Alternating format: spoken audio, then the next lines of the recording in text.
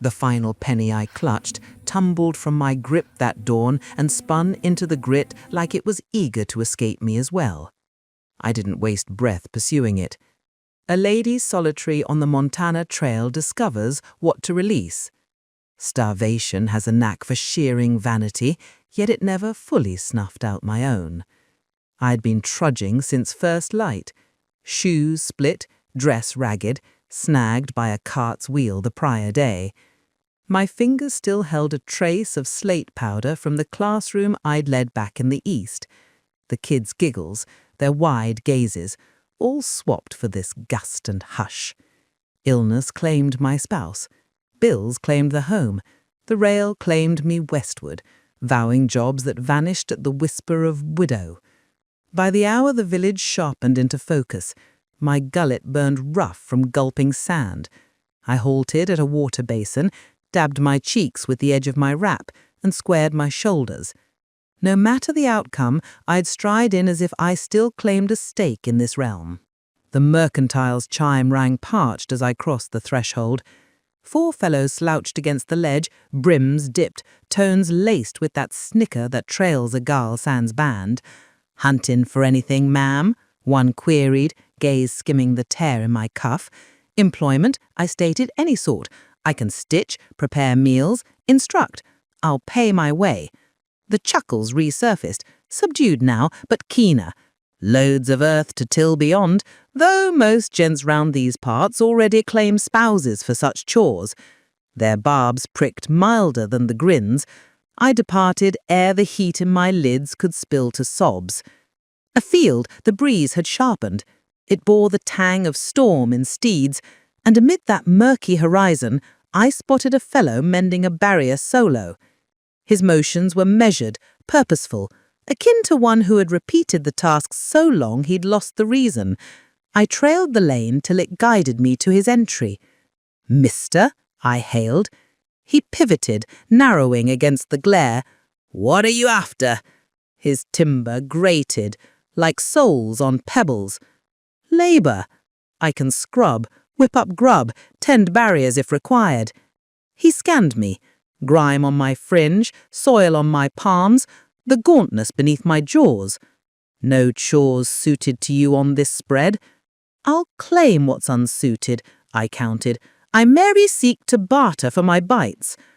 A glint sparked in his stare then, not sympathy, nearer to kinship. He swapped his mitts on a cloth and jerked his chin at the fractured outbuilding. "That bay's vacant. You bunk there. You dine post-toil." "Understood?" "Understood," I echoed. He sought no moniker. I tendered none. That eve, as I bundled withered fodder for a pallet, I caught the gale rasping over the shed planks like it murmured tales from a prior existence. I could yet glimpse his lamp glow via a fissure in the timber, constant, rooted, a reminder that another soul stirred on this isolated scrap of ground. When the first drizzle commenced, I clasped my hands, not precisely supplication, but akin. The atmosphere reeked of damp loam and potential in the gloom. I recalled the young ones who dobbed me Miss Thorne, of the slate strokes I'd etched true over the slateboard, of my mate's final sigh and its tender departure. Each closure I'd endured had been subdued. Perhaps this would echo that. Yet as the gust rattled the shed portal, I sensed a variance awaken, something vital under the throb. Come dawn, I'd labour his acres, from rise to set, if demanded. And perchance, just perchance, the ground would recall the touch of palms that clung to fresh starts. The drizzle thickened. I reclined on the fodder, shut my lids, and breathed to the void. I'll toil for sustenance, but I won't famish for faith anew. The fowl held its call that inaugural morn. Perhaps even the creature sensed the folly in prodding my forbearance. I rose to the bite of daybreak seeping via the shed slats and the crunch of footgear without. For an instant I blanked on my whereabouts, till the aroma of forage and the tinge in my limbs jogged me. As I emerged, the gent, Jack, I'd gleaned from a weathered mark on one of his bins, was already at the barrier, Mallet gripped. He ignored my voice. I'll commence with the basin, I offered. He dipped his head mute. That seemed his style. By midday, my frock bore mud streaks. My grips chafed from lugging buckets. The labour scourged through me in a fine way, like candour. He drifted past once, carrying a burlap of feed, lingered to eye the sweat on my forehead, then pressed on. I couldn't tell if scorn or tacit nod, but regardless, I persisted. At midday, I simmered liquid over a modest blaze by the shed and brewed Joe from the dregs I'd unearthed in his pantry, part musty, part marvel. As I bore him a cup, he faltered ere accepting. His paws were fissured, tips stained with dirt. "You ain't beholden for that," he uttered. "Ain't a tally. It's Joe." A near smile flashed and faded. He sipped, stare locked on the pasture. "Squall brewing," he grumbled. "Got to shore the overhang on your lean-to ere dusk. I can patch slats. I figure you might," he murmured soft, and veered off. The gale struck pre-twilight, swift, fierce, unwelcome. Gusts tore at the panels, downpour pummeling the crown like scatters and brads. I sealed what I managed, clutching the lamp near, the blaze quivering more than my digits. Amid the torrent, I spied him traversing from the dwelling, drenched through, hauling another lamp. He paused at my entry. "You'll flood in here should that crown fail," he noted. "I've weathered viler drips." He fixed on me a tick overlong. "Step in for the span of the night." His abode reeked of pine and isolation. The hearth in the range spat as I stretched my paws to it. Moisture plopped from my wrap to the plank flooring. He handed me a worn coverlet, hefty with grit, yet toasty. "You can linger till light. Nothing beyond. I get it." Quiet draped thick betwixt us. The tempest beyond lashed the panes, but within solely the blaze stirred. He perched opposite, forearms on thighs, poring over the blaze like it might evoke a forfeiture. "You journeyed solo?" he probed at length. "Aye. Most gals don't. I ain't most gals." His gaze locked mine then, not tender, but firm. "No, you ain't." We held mute thereafter. The blaze snapped, and spans drew endless. As I sealed my lids, I felt his regard hang, not owning, but a wary intrigue, as though he pondered if I spelled chaos or redemption. By light, the gale had exhausted. I located him afield already binding a splintered rail. I drew alongside unbidden. In tandem, we toiled. No chatter, no call. The cadence of our gear wove a dialect. As the orb pierced, shimmering off the slick turf, I nabbed him eyeing me. "This go," he held. "You grind tougher than most hands I've taken on," he voiced. "Likely you've picked the flawed breed of hands." He guffawed once, deep, startled, like the noise had misplaced its lodging in his gullet. For the premiere in ages, I sensed a shift from void or sorrow, not ease precisely, nearer to its echo. He swabbed the damp from his brow, glanced to the shack, then added, "Should you bide, you'll sup at my board, no more leavings in the shed. And if I don't bide, the spot'll hush anew," he noted plain, "and I've swallowed plenty of that." Hey folks, if this tale's stirring your heart like the Montana winds, smash that like button and subscribe for more stories that hit deep. Twice the emotion, zero fluff. Where are you tuning in from tonight? Drop your city in the comments. Let's see if anyone's got a Bitterroot vibe going. It's odd how swiftly hush can shift from burdensome to sacred. A moon prior, the stillness of that shack rang as penalty. Now it pulsed our routine. No yells, no wagging lips, just the groan of planks, the faint drone of gust via the rafters, and twin spirits striving to recall pieces timber. Each dawn Jack stirred pre-light, and I caught his shoes grate the veranda. He spared my slumber, but I always trailed swift, his Joe's scent luring me from repose. At outset, I brewed it for thanks. Now I did for the right it fed in me. The grind of kernels, the sputter of simmering fluid, the gentle ting of metal cups. It signalled the span launched, and we endured. We laboured flank to flank, scant talk, but gleaning one another via the gaps in speech. He shored the shed crown. I mended his jacket where the gale had gnawed it ajar. As I crooned mid-stitch, I figured he overlooked, till one dawn he voiced, "That melody, my late wife warbled that identical air." I glanced up, thread halted mid-loop. I'm grieved. "Spare it, I ain't." He curved faint, then resumed planing the casement. That marked his premiere utterance of her. Later that span, I unearthed a faded portrait stowed after tally-book. Jack, fresher, limb around a dame with gentle traits and a lad beaming amid. The image bore such fondling, the edges thinned. I restored it wordless. Certain speakers shun labels. Spans morph to a sense of rooting. One midday, the gust lapsed total, and the calm emboldened me. I queried, "Why cling here in solitude?" He persisted piling logs. "'Cause it's mine, and 'cause I lack the knack for new launches." "Perhaps you skip new launches," I offered. "Perhaps you press on and dub that breath." He regarded me true then, his stare shed cool, just weary and questing.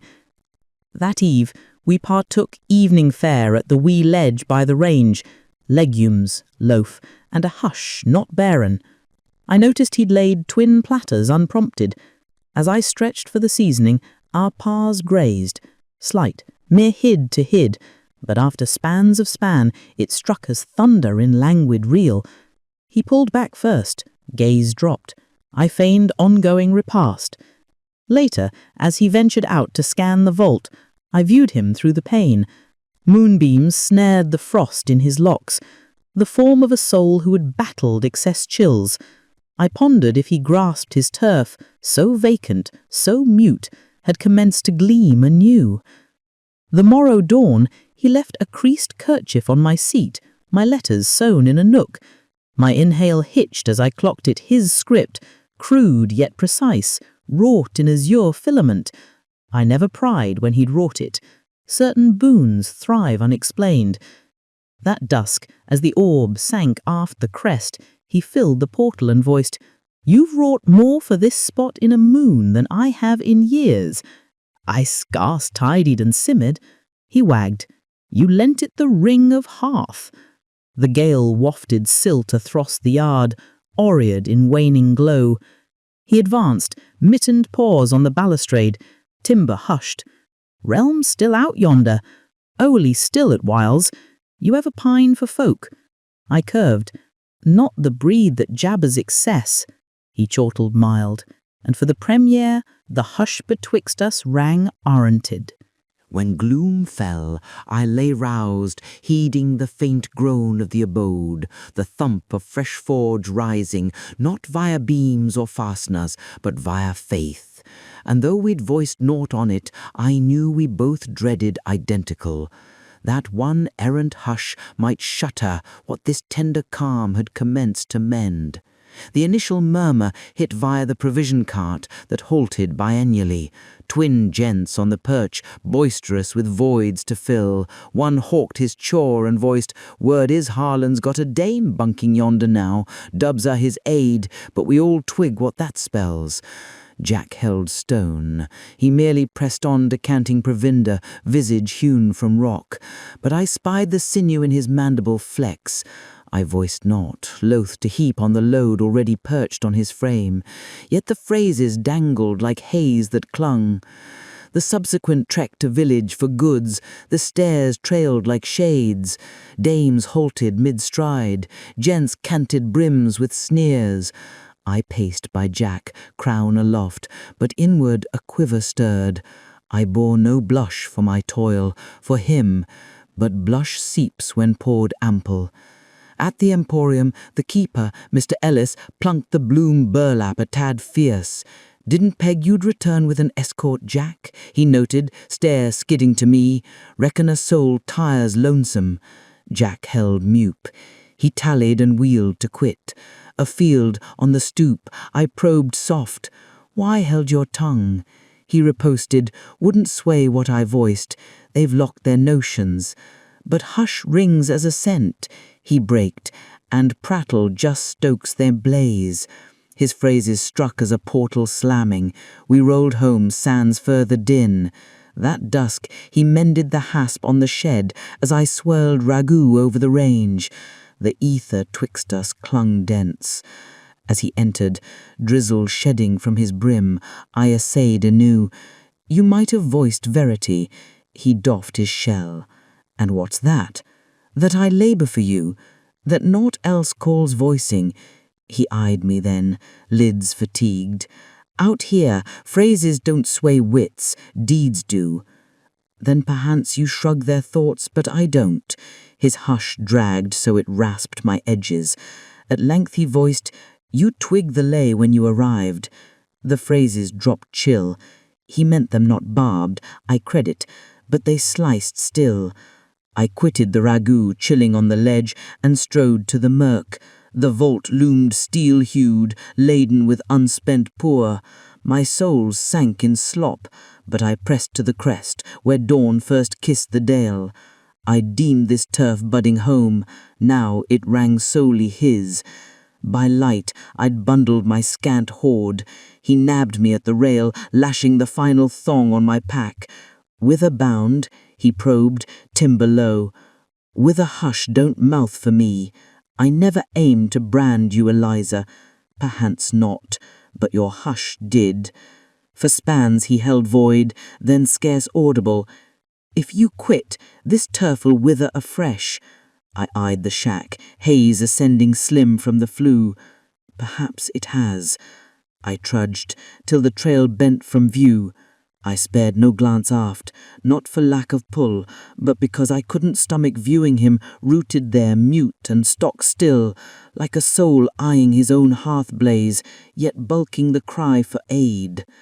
By gloaming, I gained the adjacent village. My limbs throbbed, my gullet parched, but my backbone held true. I snagged toil that gloom in a wee classroom craving an instructor. The young one's tones brimmed the void like flocks homing post-chill. Yet as I stretched on that slim pallet, I nigh scented his Joe, heard the gale rasping the shack planks.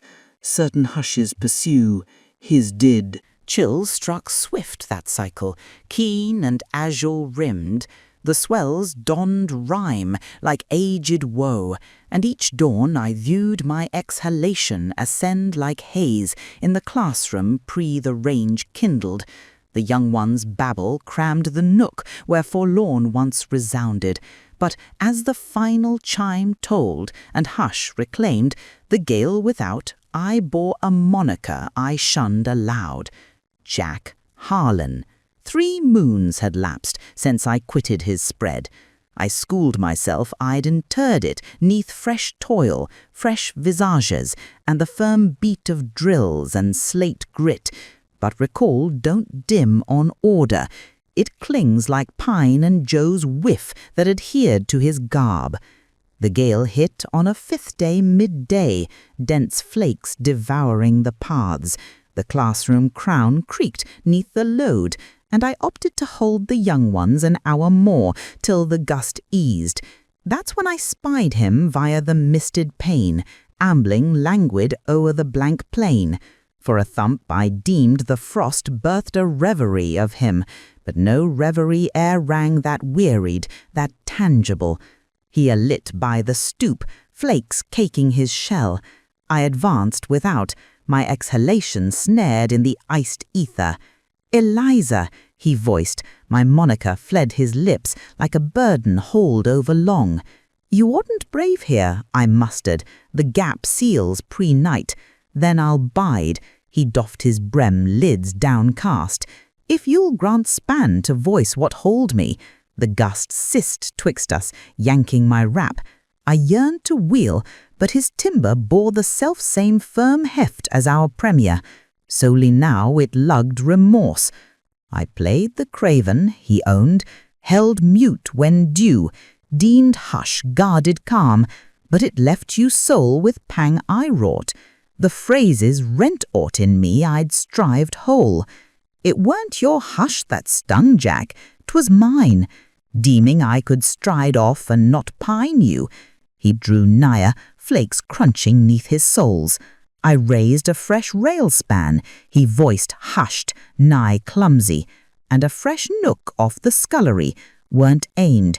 It scarce felt like aught craved closure. Then I twigged it ne'er the abode that craved rearing. For spans, neither voiced. The flakes dense, damping the realm, till soul his pant and mine crammed the gap. You braved all this to voice that, I probed.